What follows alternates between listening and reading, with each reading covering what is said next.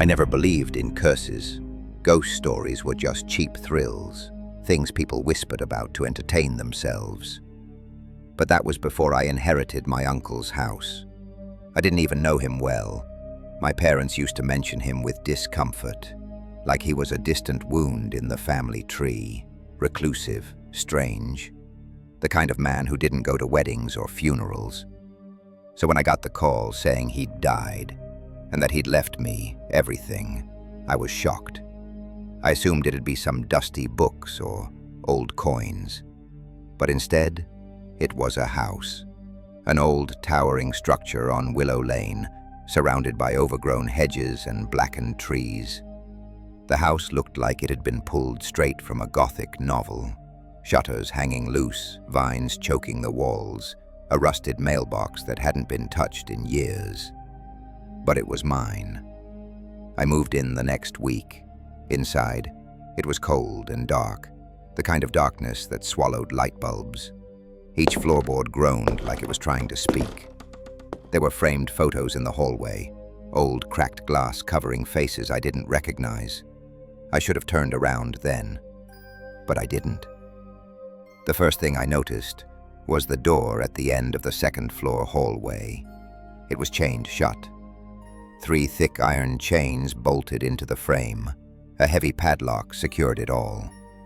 And nailed to the wood, in faded red ink, were the words, "Do not enter."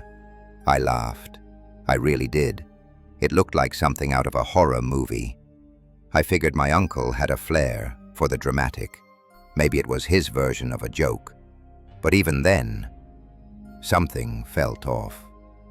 When I walked past that door, the air grew still, cold, like the hallway itself was holding its breath.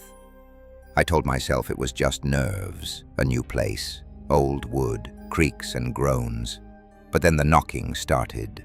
3 knocks, always 3, slow, deliberate. The first night I heard it, I froze. I stood in the hallway with my back against the wall, listening, heart racing. The second night, the knocks came again, but closer. I checked the locks. The chains were still tight, but something didn't feel right. On the third night, the whispers began. At first I thought it was wind, but the words had shape, rhythm. They weren't in English. They weren't in any language I knew, but they spoke my name. I tried to sleep with music on, with a baseball bat under the bed. I even sprinkled salt at the door like I saw in movies, but nothing worked. Then came the dreams. Not nightmares, memories, twisted and rotten. I saw my childhood bedroom, but everything was wrong. Toys melting, my reflection in the mirror smiling when I wasn't, shadows moving on their own. And always, the door. In every dream, it was there, waiting. 3 days ago, I woke up to a crash. I ran to the hallway and found the chains in a heap on the floor. The padlock, broken in half. The door was shut, but bare. No note, no warning. Just claw marks, deep, ragged lines. I told myself not to open it, but I did. I don't know why. Maybe it was curiosity. Maybe it was something else. Inside, the air was ice cold. The walls were covered in drawings, charcoal figures screaming in silence. Some didn't have faces, just black holes where their eyes and mouths should be. Symbols twisted around each other, spirals and runes that made my stomach churn. In the center was a wooden chair. On it, a figure, thin, bent, skin stretched tight like leather. It didn't move. I thought it was a statue, until it turned its head. Slowly. Its face was hollow. No eyes, just darkness. And when its mouth opened, it didn't scream. It whispered, Welcome back. I stumbled back, slammed the door, tried to rechain it, but the next morning it was open again, and the chair was empty. Now it follows me. I see shapes in mirrors that don't match my reflection. I hear my name spoken from under my bed. Once, I saw something crawl across the ceiling, limbs bending the wrong way, head twisting 360 degrees before vanishing. I thought I was losing my mind until I checked my camera. I had set up motion sensors in the hallway just to prove I was imagining it, but the footage showed me standing outside the room at 3:07 a.m., smiling, but I was asleep, or at least I thought I was. I've started to black out, wake up in different parts of the house. Last night, I found a message scratched into the bathroom mirror. You sat in the chair. I don't remember it, but I believe it, because today I woke up in the basement, surrounded by candles, and every wall was covered in the same symbols. And now I hear the knocking, not just on doors, but inside me, like something trying to get out, something I lay in. I don't know who I am anymore. I can't leave.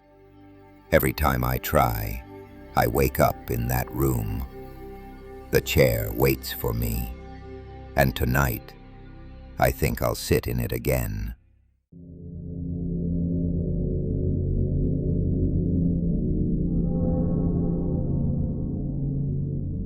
They always say, never go poking around what's meant to stay buried.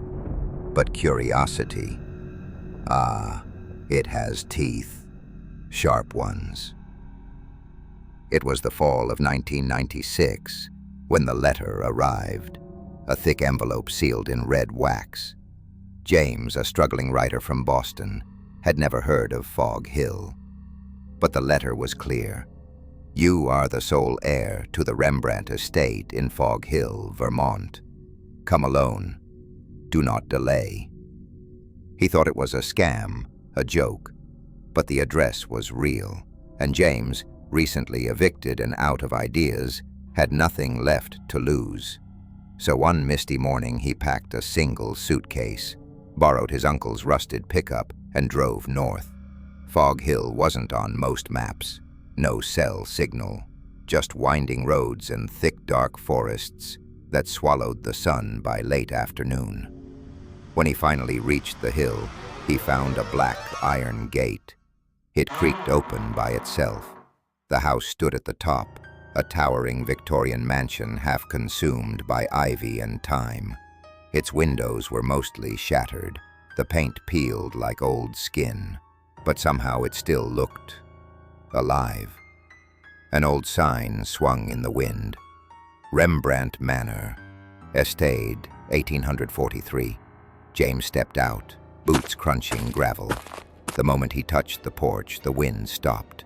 Silence, deep and unnatural. He found the key under the doormat. Inside, the air was cold. Not the kind of cold that bites the skin, but the kind that presses into your bones. Dust hung like cobwebs in the light from his flashlight. In the hallway, portraits lined the walls, men and women with hollow eyes and names he didn't recognize. Yet one of them looked just like him. He stared. The nameplate read, Silas Rembrandt, 1881. James blinked. When he looked again, the eyes in the portrait were gone. He spent the night in the upstairs bedroom, though every creak of the wood sounded like whispering footsteps. At 3:03 a.m., the power returned on its own. No one had turned it on. He hadn't even found the breaker. Downstairs, the fireplace roared to life. There, sitting in the rocking chair, was a man in flannel, pale, old, unmoving. James froze, but when he turned on the light, the chair was empty. No footprints, nothing. Yet, he could still hear it. Rock, creak, rock, creak. And from the hallway came a whisper, "Welcome home, Silas." The next morning, James tried to convince himself it was a dream, a trick of the mind. But in the daylight, the house didn't seem any friendlier. The shadows still clung to the corners, and the silence had a pulse. He explored the second floor, his boots echoing on old wood. Most of the rooms were empty, except one. At the end of the hall stood a door unlike the others. Carved symbols lined its frame. It was padlocked shut. He tugged once, twice. It didn't budge. From behind it came a soft humming, like a lullaby sung by a voice that had forgotten the words. He stepped back, heart pounding. Downstairs, he found a journal beneath a loose floorboard in the library. Its leather cover was cracked, pages yellowed. The handwriting was delicate, but rushed. The child must remain locked away. The door must never open. Silas returned once. He must not return again. James's blood ran cold. Silas, again that name. His name. No, not his name, but the name that haunted the house. That night, the dreams came. He was standing in the hallway, holding an old brass key. The locked door stood open. Inside, a crib rocked back and forth. Something was in it, breathing, wet and wrong. Then, he heard it again, the voice. "Welcome home, Silas." He woke drenched in sweat. The locked door, still shut. The key, still missing. But on the floor just outside the door lay a child's toy, a wooden horse that hadn't been there the day before. It was stained with something dark, something that smelled like iron. That night, at exactly 3:03 a.m., the whisper returned. But this time it wasn't just from the hallway. It was inside the room with him. James couldn't leave. He tried. He packed his things and drove, but the road curved endlessly, always leading back to the iron gate. Fog Hill wouldn't let him go, so he stayed, and the house began to speak. Sometimes in creaks, sometimes in groans, sometimes in soft cries beneath the floorboards. James started peeling back wallpaper. Beneath every layer was writing, scribbled in coal, sometimes blood. "Do not wake the child. He is the gate. You are the key." James stopped sleeping. He read the journal again and again. One page had a sketch, a symbol, the same one carved above the locked room. A circle, a cradle, a blade. He remembered the old fireplace. He returned there and began digging behind the ashes. He found a hidden latch. Beneath it, a compartment holding a single object, a rusted, blood-stained key. That night, thunder roared above the manor. James stood before the locked door. The key trembled in his hand. He knew he shouldn't.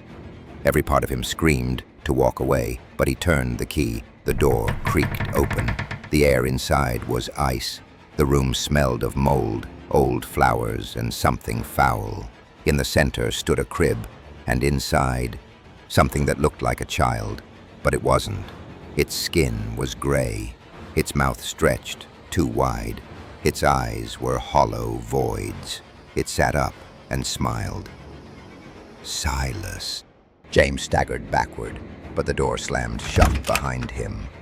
Trapped. The child thing stood from the crib. Each step it took left a smear of black across the floor. It didn't blink, didn't breathe, just watched. Then it spoke, not with a child's voice, but with his own. You left me here. You promised you'd never forget." James shouted, "I don't know you." But the creature just tilted its head. "Then why do you remember my name?" The walls began to bleed. The room shook. James fell to his knees. Images flashed in his mind of another time, another life. A man with his face, a child in the woods, a fire, a scream. He had been here before. He was Silas Rembrandt. And this thing was what he left behind.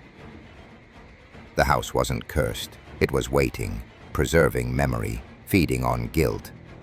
Silas had made a pact long ago, to lock away something he created, to save the world or himself. But all debts come due. The creature stepped forward. "Time to come home, Father." The next morning, the townsfolk saw the iron gate wide open. The house was gone.